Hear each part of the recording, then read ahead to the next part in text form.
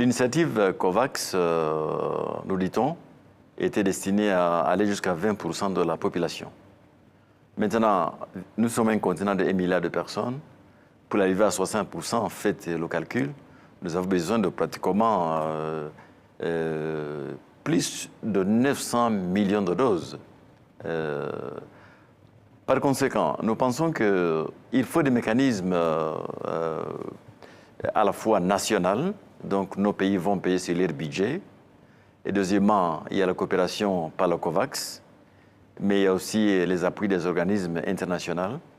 Mais ce qu'on a fait cette fois-ci, on a mis en place un mécanisme de financement propre à l'Union africaine, par la Banque d'import-export africaine, qui a mis en place une facilité de 2 milliards, donc pour permettre à tous nos pays, je dis bien tous nos pays, d'accéder au vaccin.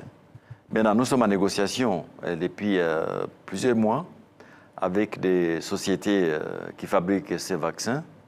Nous négocions sur les prix et je peux vous dire aujourd'hui que grâce à ce mécanisme autonome de l'Union africaine, qui est un supplément, j'ai dit un supplément aux autres appuis internationaux, nous sommes confiants de pouvoir vacciner nos populations cette année.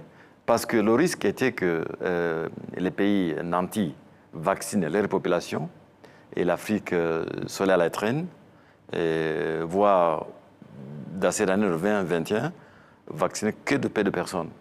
Donc nous avons des mécanismes indépendants qui viennent en appui à la coopération internationale.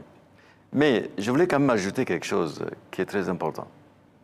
C'est que ces décennies, nous avons vécu deux crises internationales. Crise financière, maintenant crise pandémique.